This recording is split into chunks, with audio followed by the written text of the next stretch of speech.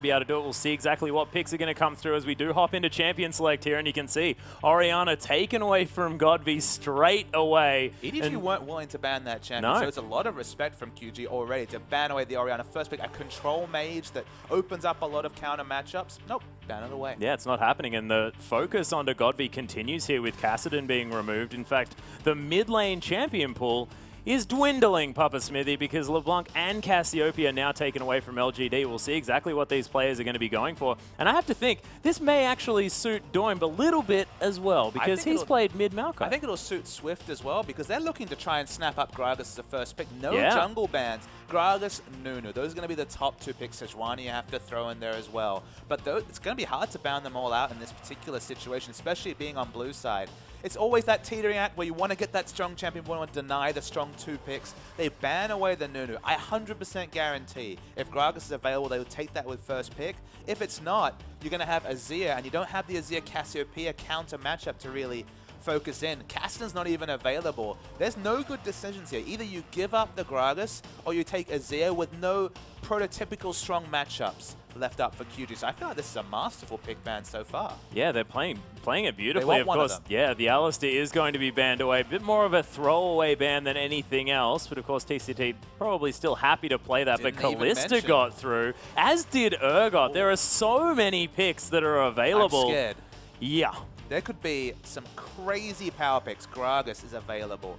Azir is available with no clear counter matchup. As even Hecarim is available. Yeah. Suddenly, there's no winners here, at least. I mean, there might be by the end of these 5 picks, but there's an embarrassment of riches available in terms of meta champions that are actually seen as the power picks at the moment. Well, this is the thing. You've now got Hecarim and Gragas that are going to be locked in. You have to think that there's not really two picks that are stronger than those, especially together here at the same time in the hands of these players. TBQ showing fantastic prowess on the Gragas during the split, and Acorn's Hecarim doesn't really even need to be explained because he is so good. He's demonstrated it over and over again, and QG, it's going to be difficult for them to overcome this one, and we'll see what they have in their back pocket. Rek'Sai is no surprise, and TCT thinking about that Thresh. I think one thing you'll say here is that they've gone for the top lane champion and the jungle champion. I think that makes a lot of sense, because even though Azir's out there in a high priority pick, especially for QV, having that Emperor's Divide to protect, for example,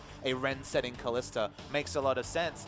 This is Godby we're talking about, who has a champion ocean to deal with in the mid lane. So if anyone has a pocket counter pick to Azir, it's Godby. Get TBQ on the most powerful jungle on this patch. I think by far and away it's the Gragas. So you get him on comfort. In the regular season, he was 2-0 with 0 deaths and a 28 KDA. Eventually became 2-1 and 8.5, but doing just fine. So get him the comfort. Give Godby the last pick, and he'll make do whatever the matchup. Yeah, and now you've got Imp. He's got Fan on the Janna here that has been locked in. Lucian is going to be locked away as well, and now they've got so much displacement here, and the peel to come through for this Lucian is going to be unbelievable. So I know this is going to appeal to you, but you know what champion actually appeals to me on this right side? It's actually mid lane Kha'Zix. It won't happen. I thought you were going to say Mordekaiser. But the reason why I make it is you've got the Terrified coming through from Hecarim. You've got the Monsoon. You've got the Gragas. Everyone's going to be isolated all the time. This is going to be skirmish fighting effectively, even in team fights from LG, just with all the isolation. So while Kha'Zix's not in the meta, any sort of champion with burst would actually suit them very well here. It's definitely not an Orianna game when you've got all this reposition coming through on LGD. Yeah, well, that's not good. Thank goodness, exactly. So they've decided to go with, let's pick everything that doesn't need to go into an Orianna. But yeah, you're pointing out the Morgana that I believe is going to be heading into the mid lane. That's a very defensive blind pick. Oh, wait, no, it doesn't have to. Because, of course, Doinb has played the Maokai in the mid, and that could be a Morgana top. He actually mispicked that Morgana. The Maokai, sorry. It was actually a mistake. They didn't actually mean for it. He still played it. And they won with it, exactly. In the Demacia Cup, no less. Yeah. But, I mean, LGD kind of have to pick Assassin. That's why kind of the interesting thing about the Morgana, as we mentioned, isolation, isolation, isolation. You want someone with burst damage you can get in and get out. Morgana fits the, Fizz fits the bill. The matchup against Morgana, it's not going to be ideal for Fizz. Not a lot of kill pressure, but should be able to freely farm. Not a lot of kill pressure coming out of a Morgana. Has to pick up the Ignite, an offensive summoner against the Assassin, just for a bit of kill pressure. But yeah, I mean, just blind picking Morgana, almost never the right case. You know, it's a good answering pick to the likes of LeBlanc, as we saw at MSI. And here we are, ladies and gentlemen, onto the rift for QG taking on LGD. QG this time are going to be on the blue side. LGD picking up the red, and there is A yellow Fizz. You're very excited about that. I actually haven't seen any of the Fizz chromas in game. He's very yellow. He is most definitely Golden very almost. yellow. He could hide over near those fires and see whether he could stay a little bit more camouflaged. Some shameless plugging right here. It's not about that. It's about us getting excited about what's going on. In fact, the spectate probably should just sit on this Fizz for the entirety of the game, zoomed in. Just goes to disrupt the sapping. So smart move there from Godv, just delaying any sort of level 1 camp coming through from Maokai. Imp's rushed up the top lane, so he's going to be lane swap, at least attempt to be initiated here by LGD. I'm just returning to my point about QG. The thing I'll tell you, Atlas, and I think you'll find it hard to disagree, basically all of QG peak at 2 items. It's all about, say, the Merc treads into the Righteous Glory. It's all about the Cinderhulk into the first big Giant Spot item. It's all about Morgana getting a bit of AP, and specifically Kalista. We know all about Bloodthirster into Hurricane, for example. 2 items, you cannot fight QG in terms of team fights. That's what QG need to understand, is that because they have such a fast power spike, get every objective they can, whether that's multiple turrets, whether that's the monopolization of Dragon. Their win condition is getting things going early. And if they get to the late game, it's going to be a struggle. Yeah, and is LGD going to worry too much about this Kalista if she's going to be building this Hurricane build, or do we need to have TNT picking up something that might be a little bit more sort of tank bust focused? Because there is a Hecarim, there is a Gragas here. It could be a scary prospect here for a Hurricane Kalista. That's kind of the question. Like, I feel like in the LPL, the Kalista's default to Hurricane just because of the 2-item power spike. You see over in the Korean scene, usually they don't go for the Hurricane just because there's often those situations where you're not actually getting the bolts onto multiple members. The Ren sets aren't really realistic. You go for the Static Shiv or the Phantom Dancer route. It's kind of a caught between 2 minds because we've already mentioned the fact that there's like multiple teamfight repositions coming through from LGD. So theoretically, it's going to be multiple small skirmishes rather than a 5v5 fight where you're pushing Rensats onto members. But then you're also delaying your power spike if you don't go for it. Speaking of power, they're going really aggressive. Yeah, QG looking for the dive here. There are 4 members, but there's 3 from LGD. Nice hook onto TBQ as he's got the double buffs. They really want to take them away, but makes his way underneath the turret, and Gragas, a fair bit of survivability, even in the early levels.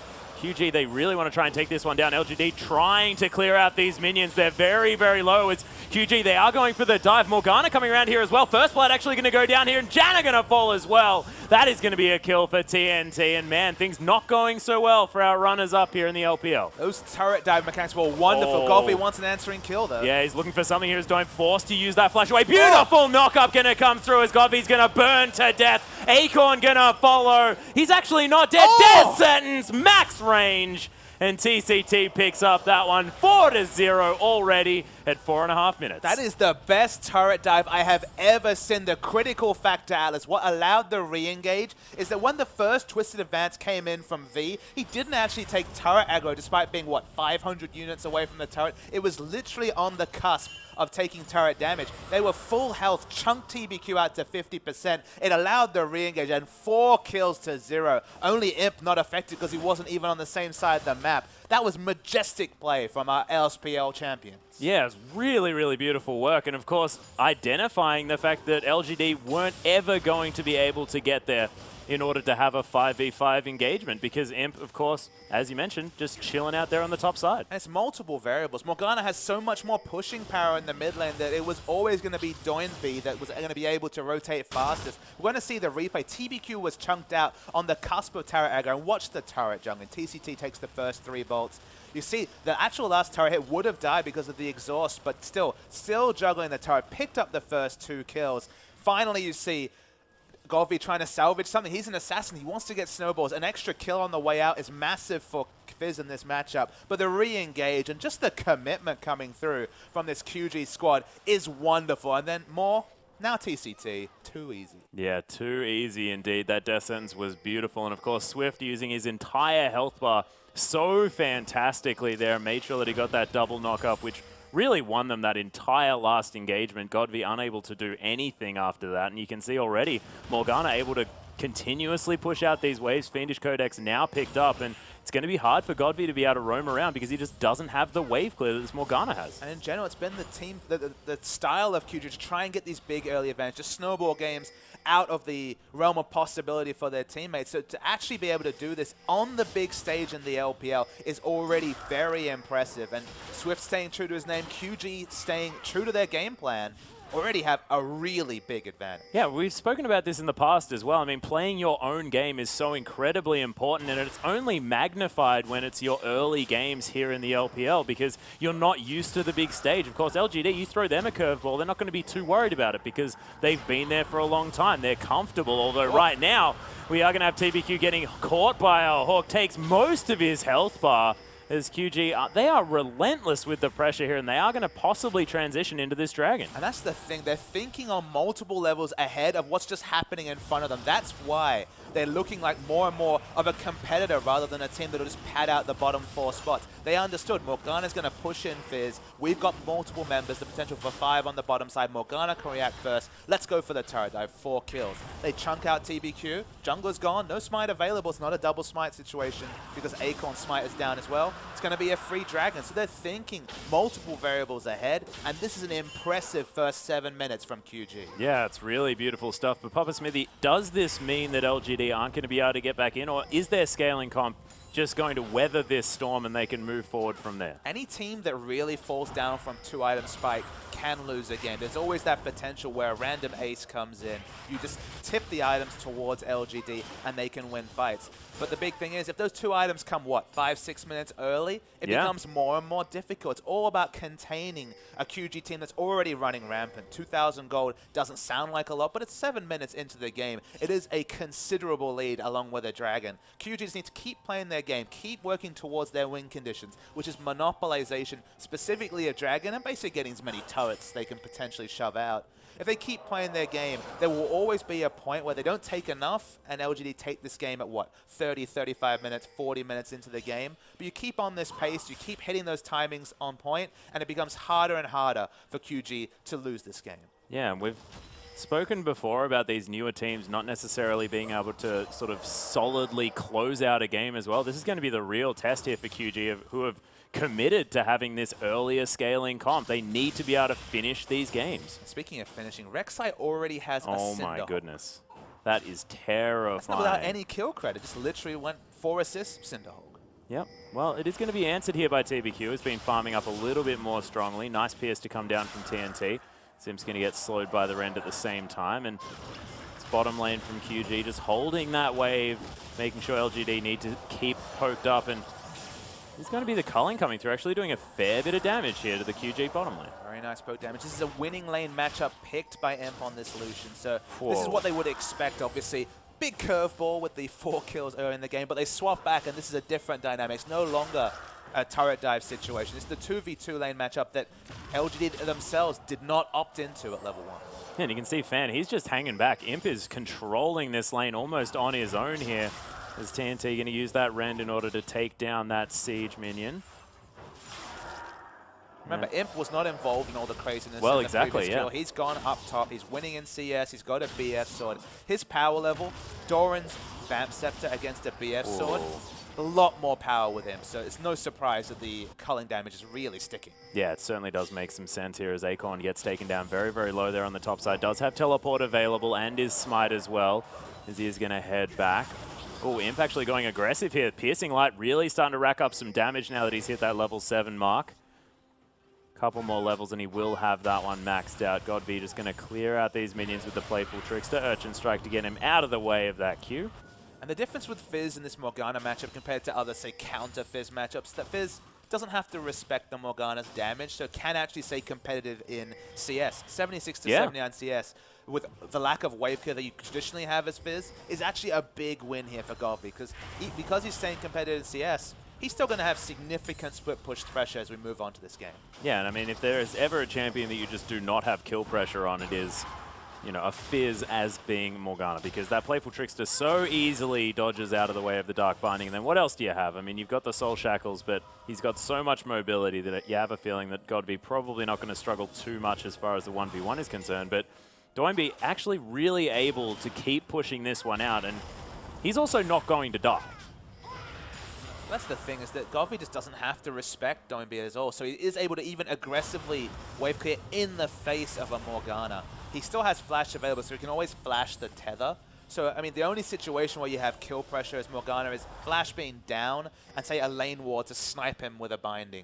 And this, it's just very, very difficult. And Playful Trickster being down. So, at the point where you stack all those variables together, you just like, okay, you deserve this kill. But realistically, not going to happen this game. That was very cute of Doinb there. Oh my goodness, there's the fish to land. Nice dark binding though, as Doinb is going to get shot back towards his team. Oh my goodness. That was disgusting, as TBQ able to really facilitate that gang. Fan coming up here as well just to try and see whether he can pick up any assists, but not going to come of it. And that was very nicely played by LGD. Yeah, Morgana just didn't have any options there. Realistically wanted to save the flash to try and flash the explosive cast to get a bit of bonus distance away from the Fizz. But once he's committed to flashing, Gragas hits an excellent cast, and that's the kill in mid that might change the lane. Yeah, Fan actually forced to use the flash away here as Swift just tunnels underneath, picks up the kill with the unburrow. QG are going to answer back very, very quickly. That were 2 kills in a very short period of time here, and we hadn't seen too much since that amazing tower dive early on, but QG still with some fight left in them. LGD doing their very best just to try and eke some control back into this game. You worry about the mid lane though. Doinb still has kill pressure on a Morgana of all champions, you have to think at this point. Yeah. If he hits the fish and gets a bit of help from Gragas. Maybe if a Negatron Cloak into an Abyssal is the next pick up from Doinb, then maybe he can start to stand up in this lane, but he's going to have to play pretty passively, and you're just granting free farm onto a champion that, after all, the nurse should be struggling in lane more than Fizz is currently. Well, Doinb definitely doing a good job. Has hit level 9, so Playful Trickster most likely going to be maxed out at this stage, so can really clear out these waves. Urchin Strike onto Doinb here yet again. As the fish comes through, immediately Playful Tricksters as well. Doinb in so much trouble. TBQ doesn't even get an assist because Doinb just able to take that one for himself. And we've spoken about how impressive this player has been and demonstrating it yet again here. And the big worry is that despite the fact that he got 2 assists and was doing very well in CS, Morellonomicon doesn't help him in the 1v1 versus Fizz. It's not about having more black shields, it's about having more power on that shield, whether that's sheer ability power or a Negatron Cloak, because of course magic resist scales with whatever shields you're able to put, the effective bonus magic damage health you have from that black shield. With a Morellonomicon, he's not pushing instantly, in fact getting out-pushed if Playful Trickster can be used on a minion wave, and he doesn't have the combat stats to deal with Fizz, so unfortunately, Morgana in a losing lane matchup, about as awkward as can be from the mid lane. Yeah, especially when, as you mentioned, the situation moving towards the later stages of the game, not looking so strong when Doinb, when he can get to be this split-pushing threat, it's going to be impossible for QG to deal with it. Yeah, you move towards 40% CDR, big stack of AP, all the team fight resets, whether it's the Terra fight, the Gragas ultimate, the Monsoon come in. You get 1 kill as Fizz, you got that Eek WQ all up on a short cooldown. When it's an isolated fight rather than 5 members peeling for 1, Fizz excels. Yeah, and he's going to be more and more frightening as this game goes on. Doinb, there's the yellow Fizz, definitely making it look good. We are going to have the bottom lane of LGD heading back to base now. It is going to be just the Berserker's Greaves and a Brawler's Glove to come through from Imp, as Urchin Strike going to be used by Doinb just to get out of the way of that Dark Binding. But you can see now has no trouble clearing out these minion waves, and we'll see what LGD decide to do with their new control and power on this map. Feels like actually from the skill max, Godfrey's actually passing on a little bit of information. He's actually maxing the Seastone Trident second, the W. Interesting. For the percentage health damage and, of course, the on-hit damage when he finishes W. To me, that suggests he's going to be looking to split push, because if you're looking to max your Q, the Urchin Strike, second, you're usually looking to use the Lich Bane for damage. If you're maxing the W second, it strikes to me that he wants to go in a lane with Maokai and just chip damage. Remember, of course, the tie. There is, in fact, the point-blank descent onto a Fan here who's got the Ren sets sticking to him. TNT going to lock down that kill, and TCT just tanks up Imp's damage, and they're easily able to lock that one down. The new support not quite working out here for LGD so far here on the bottom side, but Imp still with the CS advantage. So we're learning that Godfrey's still a god, and that Fan's no P-way on. Yeah, it's not quite there just yet, as Swift is going to be able to clear out a ward. TBQ actually face checks it.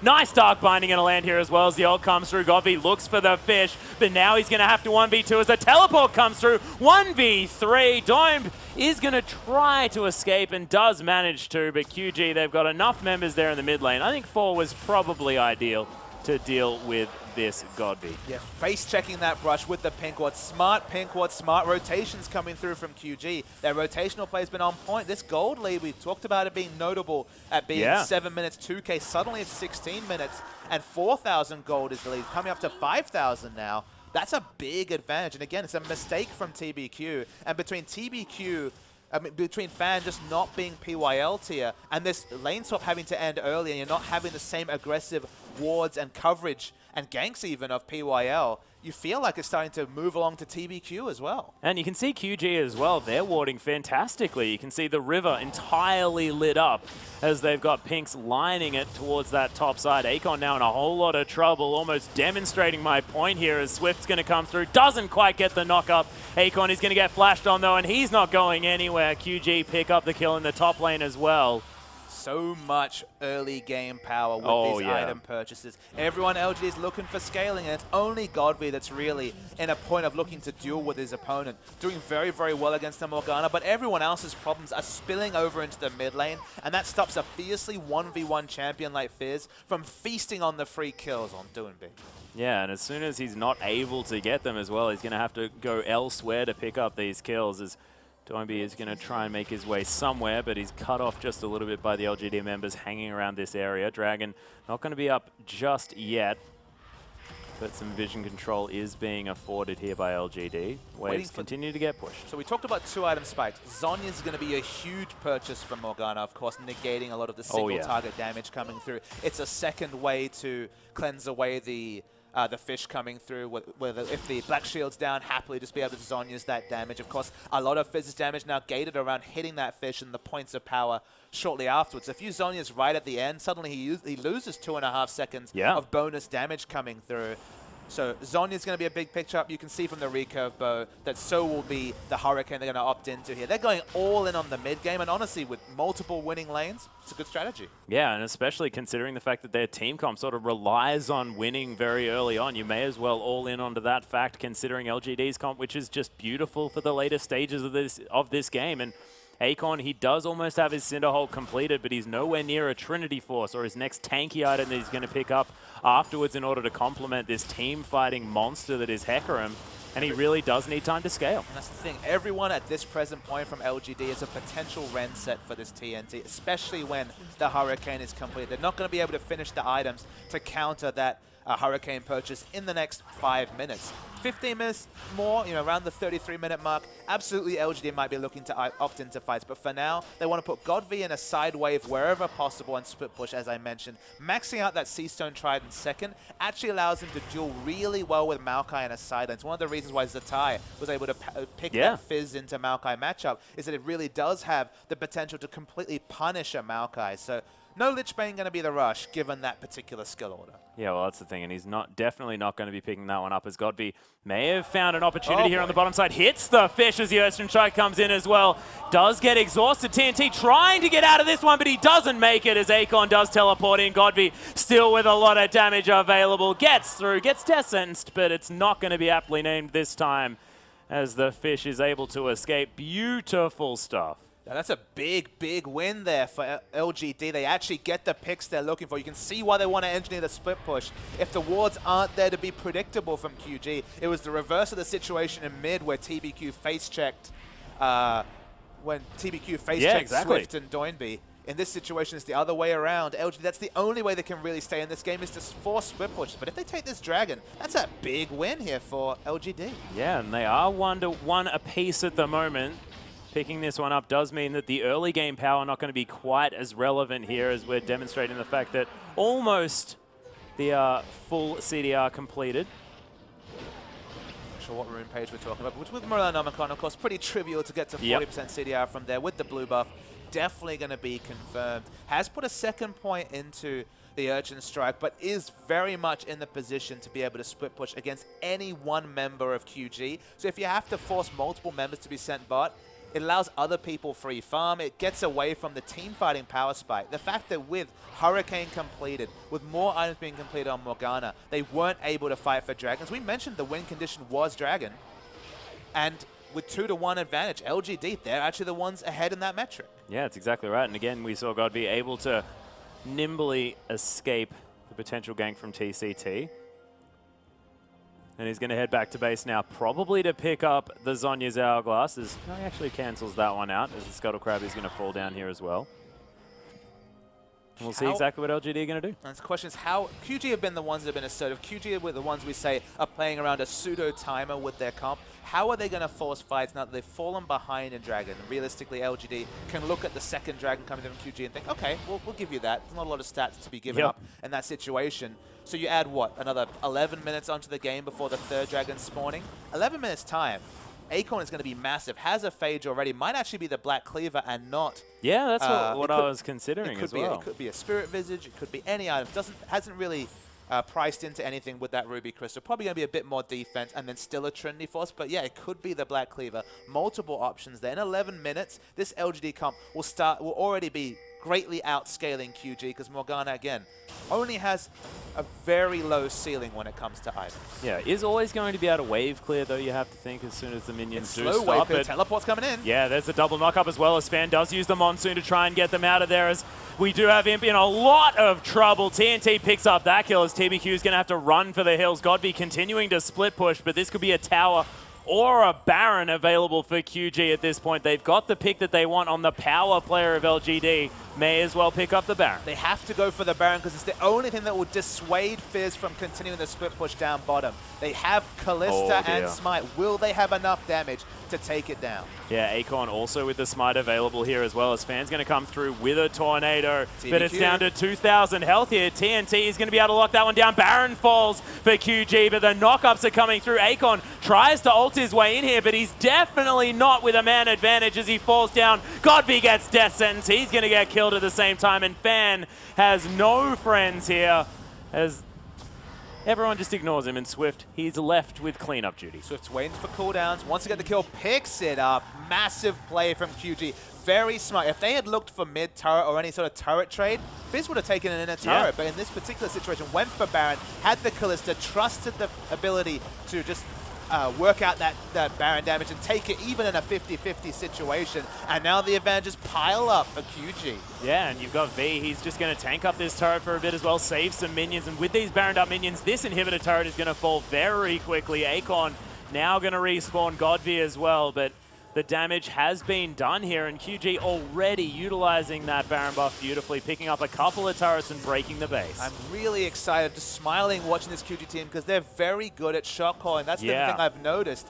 is that understanding that Baron was the only way they could get a positive trade. Okay, it ended up a relative 50-50, but with Callista, you should be able to judge, you know, 1,500, 1,700, you have excellent Baron secure. But that was the only way to stop what would have been an inner turret trade. They wouldn't have got any better than that, but they get the absolute maximum. So it's always kind of the poker player's dilemma about, you know, looking at your expected values, looking at what's the most you can get and what you'll lose, and they got the maximum in the trade they got. Yeah, they certainly did. Godby not even going to be able to go back to base here as the Prey Seeker does find him, but does almost have that Zhonya's Hourglass completed. Items look very nice over on the QG side. We already had Bloodthirster Hurricane. It was in full effect in the Ren setting build. I mean, it's a small point that we didn't mention, but of course, they ended up fighting 4v4, 4v5 in the Baron, so everyone lined up for Callista damage. It was happy days for Callista. Now has the QSS working towards Last Whisper.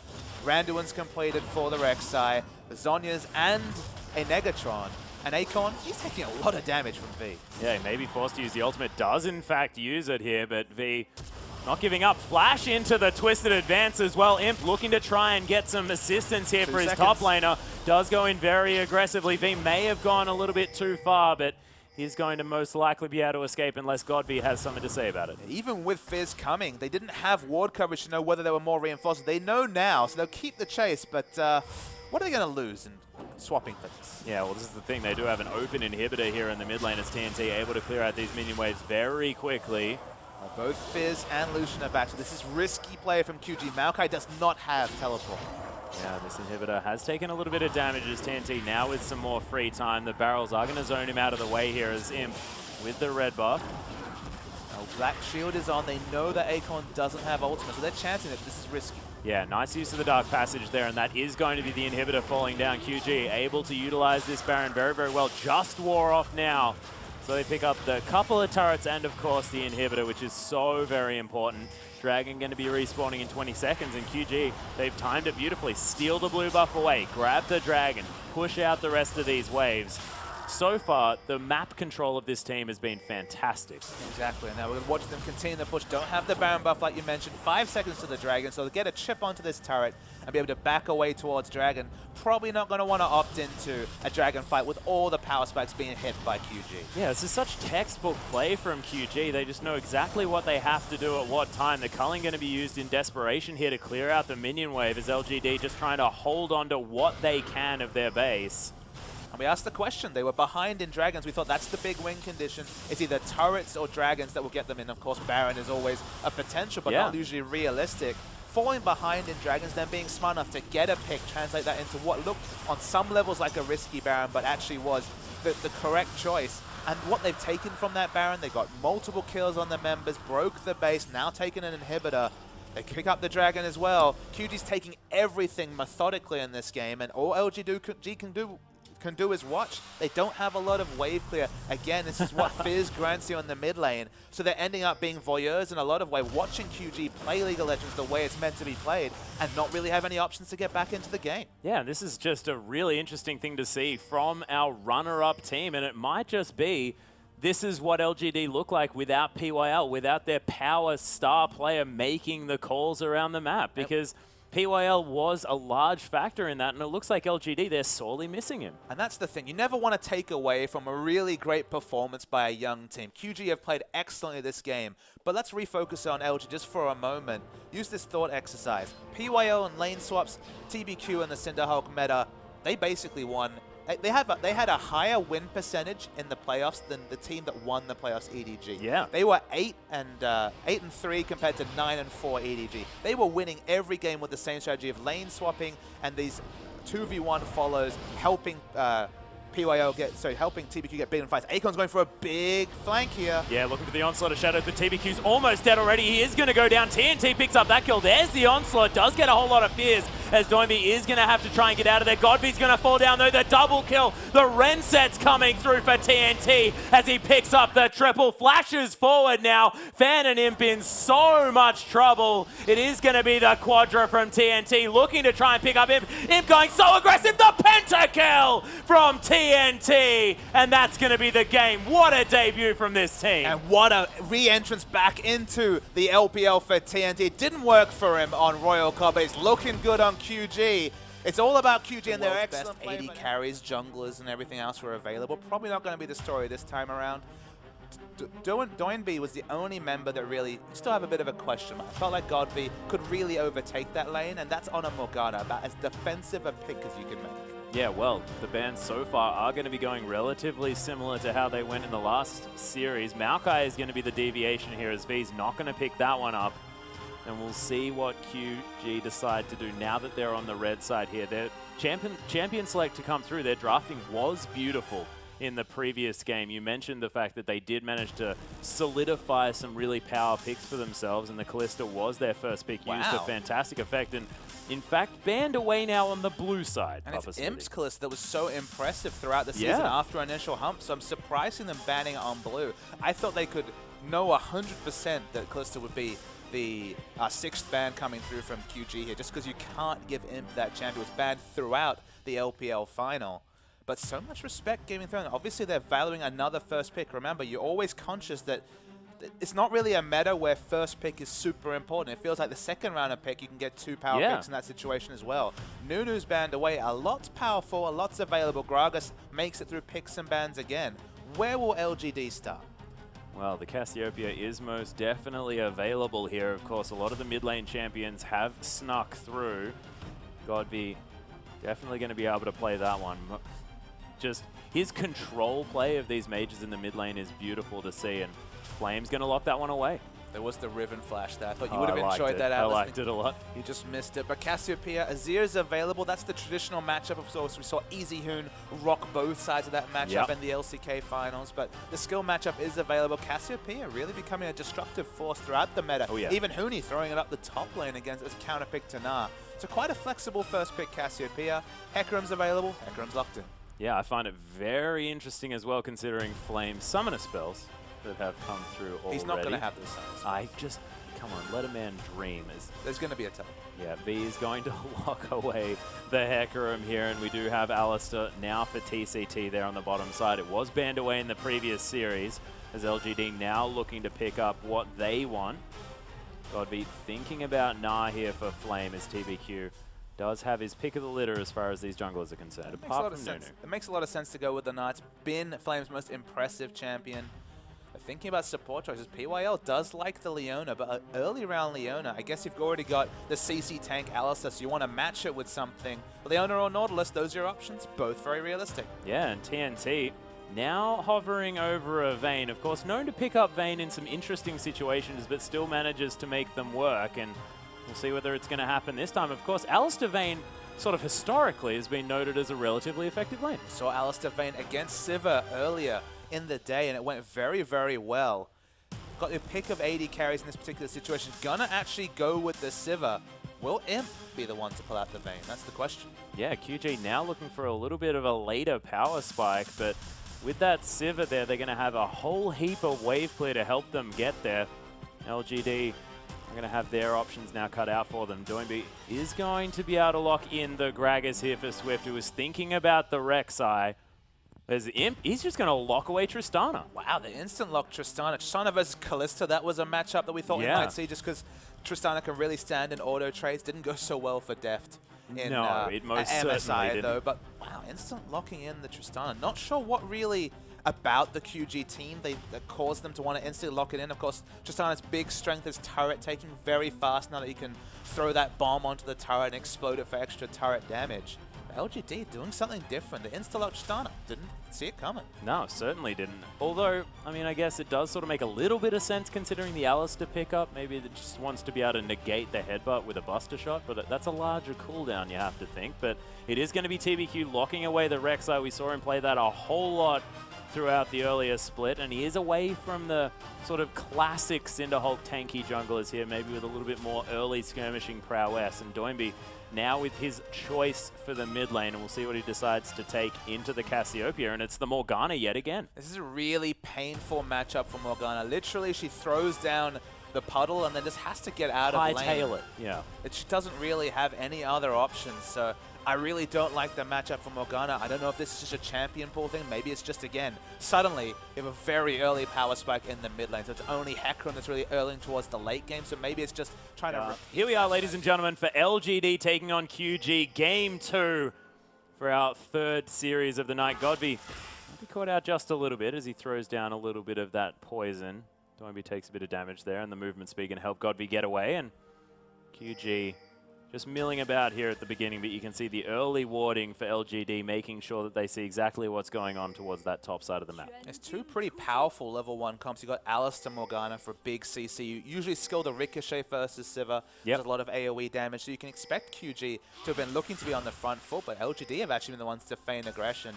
But strong level 1s meant poking around, and that's the big win. Godfrey's actually done a lot of big things here, because suddenly he's got an extra 6, 7, 8 stacks on that passive. Yeah.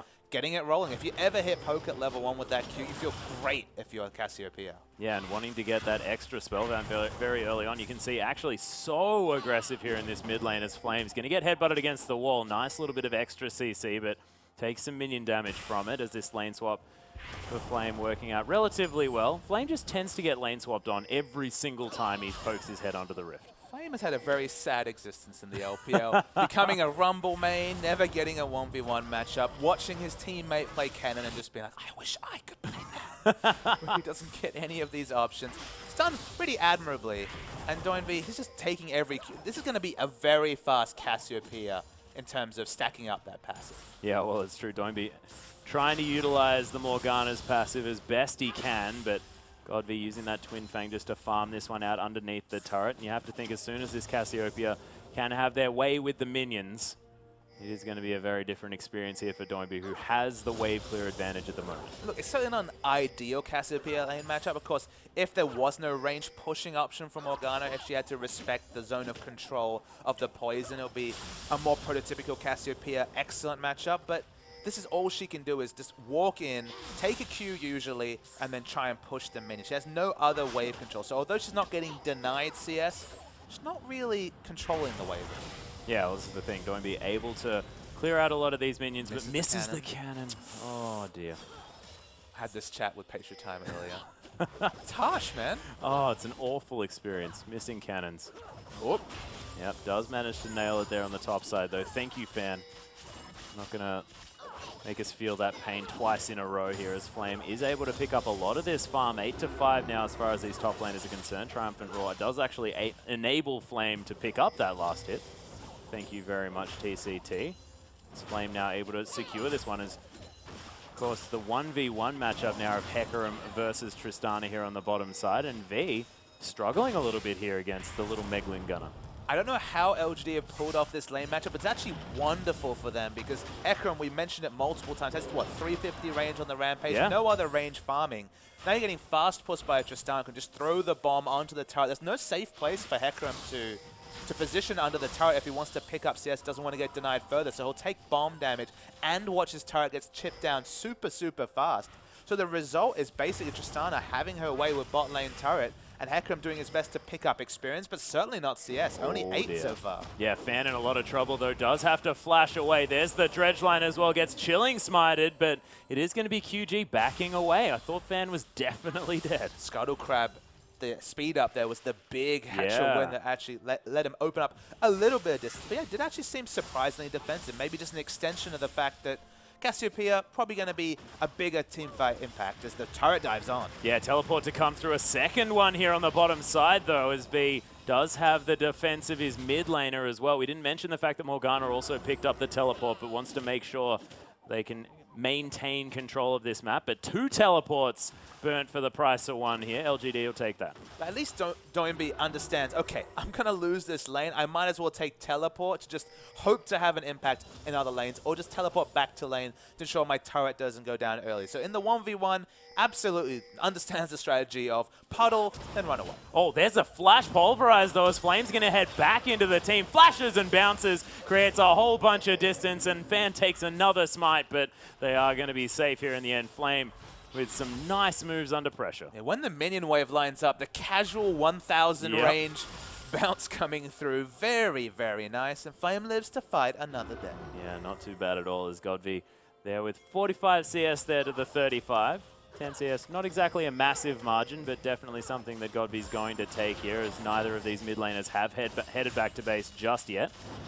Fan able to clear out these minions now, as well as Flame is making his way back towards this top side of the map. Haven't seen much out of TBQ just yet. He's just been power farming this one out, as Swift has made his presence known just a little bit more. It certainly suits TBQ. He's not known necessarily for his early game ganking. He was able to dodge a lot of pressure situations with the advent of the 2v1 meta, and just PYL's proficiency to make up for the lack of ganking from the jungler and just show up and do his thresh roams and be perfectly happy in that situation. Definitely more apt at the power farming route, and it suits him in this particular lane swap situation. Yeah, and speaking of which, getting suited in the lane swap situation, Imp able to take down his turret already, and if Tristana wants to do anything now in her current form, it is destroy structures as often as possible, and that explosive shot really doing some work there. So Imp able to draw first blood as far as the towers are concerned, and in fact LGD now with a decent advantage here as far as the money's concerned. And that's kind of, we're struggling to find an identity for Tristana after a rework. She went from a champion who was basically the perennial late game carry, a reset jump for the escape, had the ability to knock people away and then just smash people down from 700 range. A lot of those things have changed. Now has very good late game single target damage, but has to kind of choose one target with the double scaling of her explosive shot and the rapid fire. Early game is the big change. Not so much about the burst level 2, level 3, Tristana alley lanes of 2010, sadly, but much more about bursting down turrets. Her turret pushing game is pretty much unparalleled from the AD carry role, right next to the likes of, say, a level 7, level 9 Jinx or just a Sivir. Yeah, well, I was thinking about the Jinx in that situation. Of course, minigun fantastic for taking down turrets, and the fact that Tristana does it a little bit better is terrifying. Safer, for sure. Yeah, precisely. So Imp utilizing the power of Tristana here as QG are going to be going for this dragon towards the bottom side. Imp going to be continuing to destroy structures, as in fact V is up there trying to defend that one out. Swift and TCT are going to be able to take this one down, albeit a little bit slowly. But LGD really smart in playing around this Hecarim, who's just picking up a little bit of fun, but has no answer to all this turret pushing. The Dragon. Yeah, Godby actually going to flash over here as well. That's going to be very, very dangerous. 2 kills already picked up. Flame now finds himself in the back of the pit after the teleport, but he's going to have to get out as they are going to pick up the top turret. But man, Godby, I'm not sure what that flash was supposed to achieve. And the shot calling problems continue for LGD. The one thing I wanted to talk about before that action atlas is that they're playing around the Hecarim. They've got 2 outer turrets because Hecarim has no resistances in that case. Throw Tristana in the mid lane next to Cassiopeia. Take a 3rd outer turret to get the outer ring down in around 10 minutes. Crucial factor there is that Morgana in a short lane puddle and can leave. Suddenly Morgana, with no turret to retreat to, has nowhere to run to, and there's a lot of kill pressure. Just take out that 3rd outer turret and suddenly the Morgana pick doesn't even provide the value that it did in game 1. But needlessly giving away 2 free kills, it delays that spike, if not losing it completely. Yeah, and Doinb actually going to be picking up the Chalice here as well, so now with a little bit more magic resist in this lane, Flame going to wall up these minions after missing yet another cannon creep, which is very difficult to see, but does still control a whole lot more minion wave control. He's picked up far more CS. Godby going to pick up the blue buff though, and he's going to be able to relentlessly poison people out here as Imp is going to find TNT, uses the ultimate in fact, wasn't able to, of course was on cooldown, but flashes and heals in order to get the movement speed. All LGD need to do is get some aggressive wards and take this outer mid lane turret. That's their big win factor that they can want to do in the next 3 or 4 minutes. But I mean, Tristana can just recklessly push in the bottom lane. Flame's doing just fine. Actually has the Balmy Cinder. Looks like it's going to be the Sunfire Cape first, which is a blast from the past in terms of these Gnar items. It's not going to be the Black Cleaver for the dueling. It's not necessarily going to be the Randuin's Omen for the strongest team fight armor item, but going for a little bit of both. Yeah, and I like to think the fact that, the Black Cleaver or the Frozen Mallet going to be the laning items of choice. Randuin's going to be, of course, the team fighting item of choice. For the laning. Yep. Well, exactly, precisely. That's what I just mentioned, and yeah, decides to go with halfway in between. I like it. And a little bit more early game power here as well. In LGD, they know that that's where they're going to be strong. I mean, the only downside to me is that you're guaranteed going to push, so maybe it's Hecarim picking up a bit of extra farm compared to Frozen Mallet or Black Cleaver for damage options. V is overextended, but he has ultimate. He'll be fine. Yeah, he will. Does have that smite available as well, but doesn't quite have a jungle item just yet, so can't use that to deter TBQ whatsoever. V going to clear out some tunnels as TBQ is going to get his back stopped here a bit. Does have a decent amount of levels here on this Rek'Sai, equal with the top lane.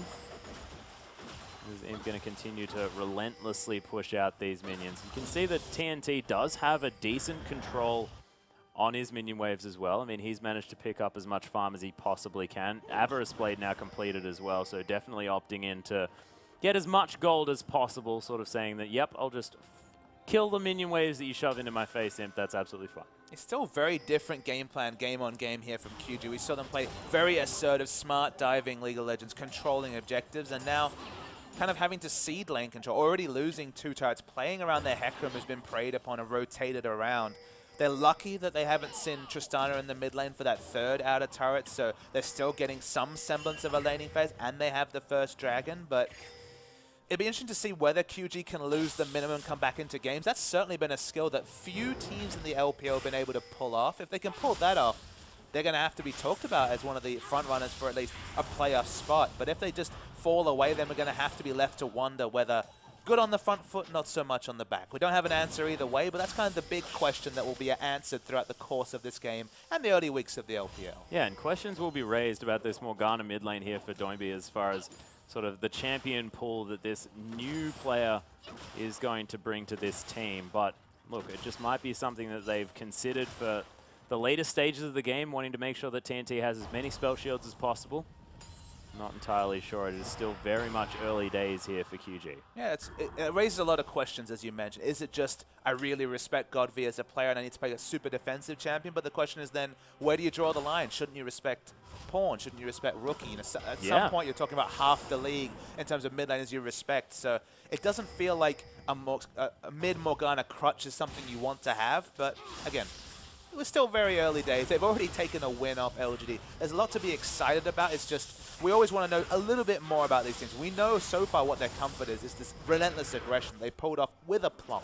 Yeah, and you can't question it if it works as well. I mean, the fact that QG managed to pick up that first victory means that there must be something working out for them as far as this mid lane Morgana is concerned. And you can see already Doinb able to keep up in farm, is now taking away the wolves here as well, and is reaching the item timings effectively. Hey, look, he's doing just fine. They haven't been able to rotate around it. LGD haven't shown a priority to take this outer mid turret that seemed like the smart go. You take that turret, suddenly you have flank wards are plenty for Mega Gnar to rush in and get a massive Gnar ultimate against a wall. If you let Morgana just happily farm, you know, it doesn't really further the game plan. It doesn't get them closer to the next win condition if they just let this laning phase extend. Yeah, it's true. And V now has his Cinderhole completed. Both of these top laners able to burn the minions as the Sunfire Cape came through here for Flame as well. Of course, did already have the Barney Cinder there, so was already doing some considerable burning. Is Godby just going to throw out these Twin Fangs towards the minions as the outer turret going to eat all of those up. Imp now continues his push here on the bottom side, and both of these teams just more than happy to sit around in these current laning situations. No one really making any moves. 20 seconds now on the Dragon, and that might be where we get some action here on this map. Look, an answering Dragon's not ideal for QG, but it's not a big deal. And remember, Sivir actually got a very early Avarice Blade, so probably has been piling on extra gold compared to Tristana. There's been no other variables. Has a kill and assist, but crucially got an early Avarice Blade, so the income trade. Okay, maybe Tristana does a little bit more late game damage, but it's not landslide between the two. Whoa, Fan almost hitting that dredge line is now going to look to try and clear out some wards. Ooh, slight up miscommunication there as TBQ and Fang going to both throw a ward over that wall. But definitely going to have vision. Definitely might be a metaphor for this particular series. May certainly be. Oh, TBQ looking for Doinb though, but Black Shield is going to stop the knock-up from coming through. And V just continuing to try and eat as much of this farm as possible. Has caught up quite well here against Flame in the top lane. Flame's definitely going to have a CS advantage. It's one of these situations where, I mean, Hecarim should probably be backing because it's the threat of Dragon coming through. Puts down a ward, maybe doesn't have enough gold for, say, home guard boots for this potential Dragon fight. But LGD, I mean, they had it on. They had so many quick turrets, like 7 minutes into this game, and then literally have done nothing and allowed the Avarice Blade investment banker Sivir to really become more and more relevant. They just pressed the pause button with no provocation. Yeah, and the finances coming through from TNT definitely going to be working out here as Godby making his way towards yet another Dragon. Thankfully, it's his own team that's going to be hanging around this one. LGD looking to try and answer back there as TCT going to make his presence known. The Cow looking to try and get something going on as we do have the Dragon locked down here by TBQ. Flame makes his way in as well. That Narbar's looking fantastic as he bounces his way right into the middle of the fight. There's the explosive cast for just a little bit of disengage, and now Imp putting the pressure down onto TNT, who just uses his ult defensively, and LGD, big power play, secures the Dragon and means that QG, not going to be able to do anything. There's actually a big mistake there. V cancelled his teleport right at the end, despite the fact that Flame was coming through. So he has the cancel teleport. He wasn't able to impact the fight. Brought the home guards, but couldn't get there in time. No kills, crucially, so it wasn't a massive misplay from V, but it was an unforced error. Yeah, Doinb actually going to find a minion there with the Dark Bindings, so Godby going to be very much safe. Also had the cleanse available as well as the flash though, so probably wasn't going to lose too much of his health bar as TBQ just going to take away these wolves. And the blue buff is going to be answered here. So Doinb going to continue pushing out this wave. Does already have the distortion enchantment on those boots, making sure that teleport and the flash are going to be available as much as possible. And Morgana with flash is definitely a more scary proposition than without in any sense, because of course the aggressive potential of that summoner spell with the Morgana is just brilliant. Absolutely. It's pretty much analogous to Annie, for example, in terms of those big initiation plays. Okay, you still have a long-range initiation, especially if you have a vision advantage of throwing out the Dark Binding from, say, a place without wards. But in terms of team fights, it's all about flashing in for the 5-man, the 4-man Soul Shackles. Yeah, and just forcing the enemy team to get out of the way for that one as well. So Imp going to continue pushing this wave, but we'll see whether Doinb can pick up his Zhonya's and really make something happen here on this Morgana, because I want to see why he keeps picking it. Yeah, I mean, I believe he's just gone back and bought the Seeker's Arm Guards. It's still quite a long way away from the Zhonya's pickup. That'll be a lot more crucial. It's a good way to lock down Cassiopeia, of course. Doesn't like being aggressed upon. TCT Yeah, Imp though doing a whole lot of damage here to the Qiao.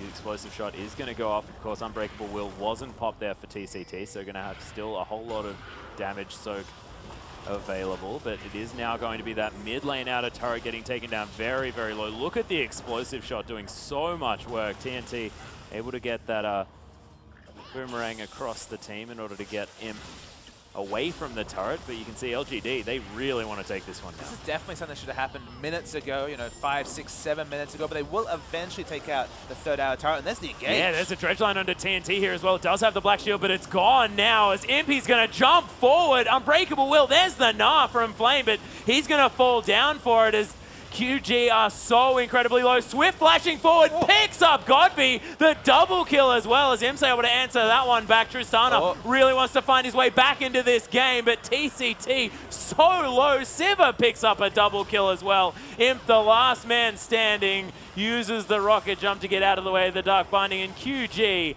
that team fight was beautiful. It was a huge misplay coming through from TBQ, re-engaging 1v4 and dying instantly. Wanted to pick up one execute. It was never going to be able to kill the Sivir. They lose the turret. Big mistake from LGD. Yeah, and Flames Gnar as well, getting all of QG to relative safety underneath there in a turret there as well, just before that attempted re-engage. He got the stun under turret. The big issue was that the explosive cast bounced him and he took about 5 turret shots before he could actually get out. So he died in vain. There was no follow-up damage, no dive potential, because of course Cassiopeia wasn't at that side of the fight. So just an awkward engage. So we'll watch the replay coming through. Flame gets bounced into turret with aggro. Wait for the turn.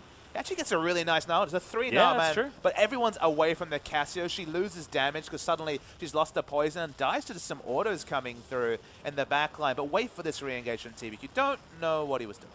Yeah, actually flashed forward to try and pick up TC2. It was incredibly low, but did make sure that the rest of LGD were definitely going to die. But the one-for-one trade between picking up the support and dying ostensibly to either the AD carry or the mid lane, it's not ever a trade you want to opt into. No, not so good. Maybe he just misclicked the tunnel. I didn't actually see. Hey, that could have been a thing. That's sad days. Yeah, TBQ actually managing to tunnel away from the Dark Binding there as the Black Shield is going to make sure that no slong is going to come out of that boomerang. TNT continuing to farm up, does have a 5 CS advantage now, and that 2-item power spike here for Sivir with the Static Shiv Infinity Edge. And 3-0 and 3 now, really putting his foot on the gas as far as getting to the item timings that he's looking for. And TNT has been very impressive. Picked up MVP in the last game and now again set to make things happen in this one. I really don't like not picking up a laning item on Gnar against Hecarim. I feel like you need an answer, whether it's the Frozen Mallet or the Black Cleaver first. Sunfire doesn't really do anything for him in the 1v1. If anything, it pushes the minions in for Hecarim to just pick up a free wave. It doesn't hurt in the trading. We've seen last season Frozen Mallet Gnar really unsettle a Hecarim, and then Black Cleaver Gnar basically obliterates Hecarim in lane. May as well pick up them both. But then now you get this scenario where basically Hecarim matches farm with a Gnar in the late game. I'd probably take Hecarim in terms of reliable engage. Yeah, TNT though, he's going to pop the ultimate. Nice double stun there from Flame, who's able to get the wallop off as well, but Crush not going to quite get him enough distance here as the flash forward from TNT going to lock down the kill. He draws the flash, but that's the maximum he's going to get. Easy pickings coming through from Flame. It's far too overextended in this situation. It's only a kill, but they should take the outer turret and top, so probably a good trade. Yeah, V going to be able to lock that one down. They clear out the vision around the Baron here as well. Although it has just spawned, QG were thinking about it, but decide that no, probably a little bit too early.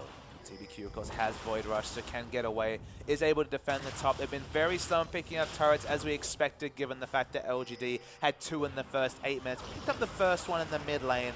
Just want to start getting that guaranteed gold. Speaking of guarantees, take a second dragon. Yeah, very, very easily done here as well, as TBQ did make his way back down towards that red buff. TCT might be in a little bit of trouble now as he does pop the ultimate. Godby with a whole lot of consistent damage, able to get a lot through there as well as Flame teleported in. They really want to pick this one up. Onslaught of Shadows though, as Godby is going to get exhausted. Petrifying Gaze, wrong direction. Beautiful use of the Seraph, so keeps him alive for a little bit longer. Imp right into the back line, just destroying this fight. Rocket jumping around, flashes over here as well, but V able to get in his face. Double kill now available. On top of Swift, locks down the kill here as Swift just falls over and Flame tries to crush his way through, does lock down that kill as the Rampage is able to come down and the ace secured here for QG. What a team fight coming through. My monitor fell over in excitement. Ridiculous. But it was just crazy stuff. I thought that Tristana had made a big mistake because Imp wasn't auto-attacking much at the start of the fight, but then the positioning came through. So much repositioning with the rocket jump. Got exit kills, specifically assassinated the Sivir, doing his best LeBlanc impression on the Tristana.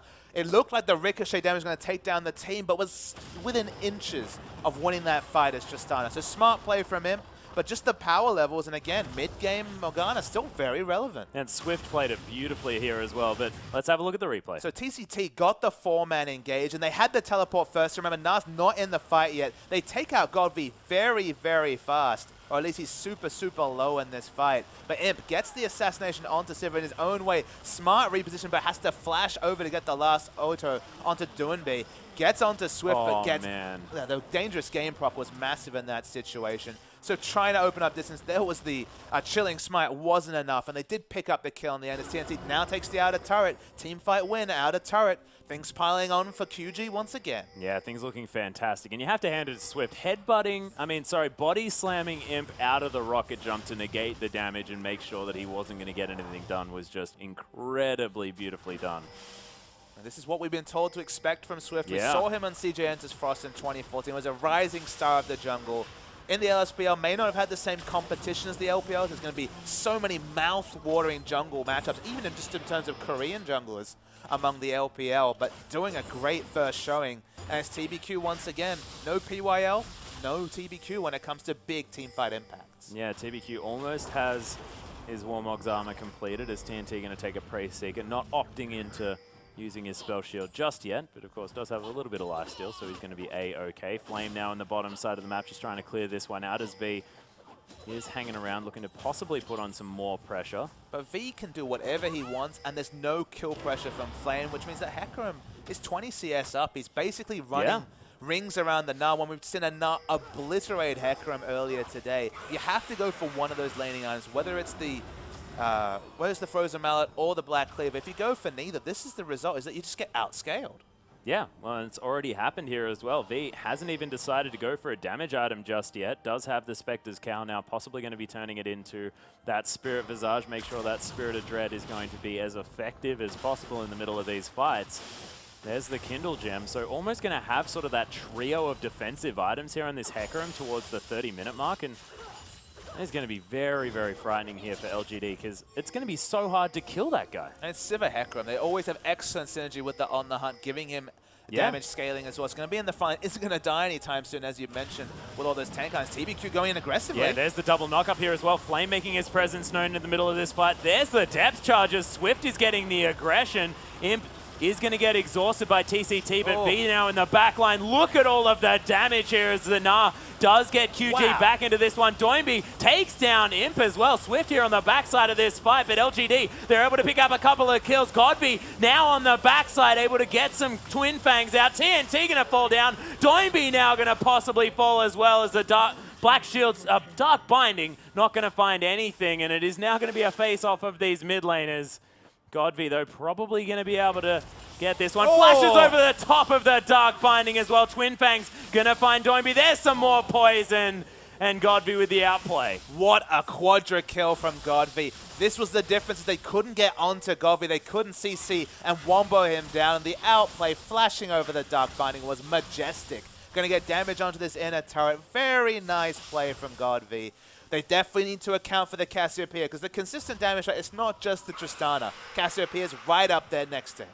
Oh, most definitely. Able to back away here as well, although he was sitting on top of a ward.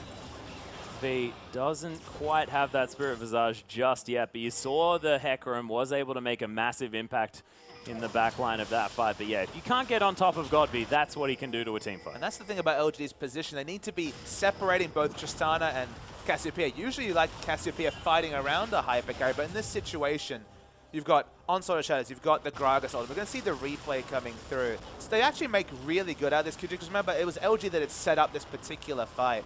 They go into the fight, watch for the kill by Doinb onto Imp with just the Dark Binding, just kills him in melee range. He thought this fight was over. GodV healing up in the backline, fighting around, poking around. The health bars very, very healthy on TNT, but he starts to get poked down. Finally, the poison registers, and just with the low health bars, able to outplay very easy. So much sustain coming through. Eventually, we're going again. Yeah, straight back into another fight as TNT takes down TBQ. This one's going fantastically for QG.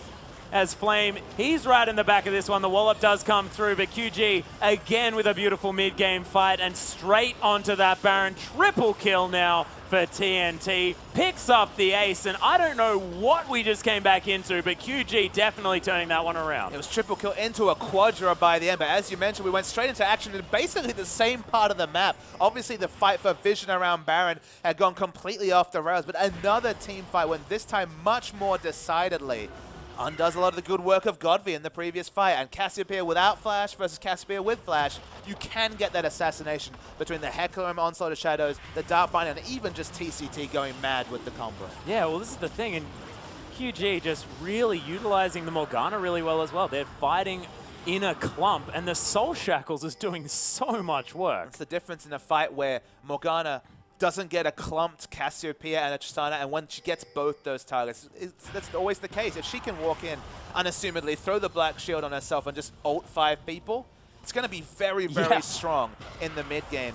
No Locket being rushed. The lack of Locket priority, especially from TBQ, is a head scratcher, to be honest. One of the best ways of dealing with burst damage and Morgana in general is that Locket, but no one's looking to make a beeline for it. Maybe Fam, it's going to be a slow Locket from support.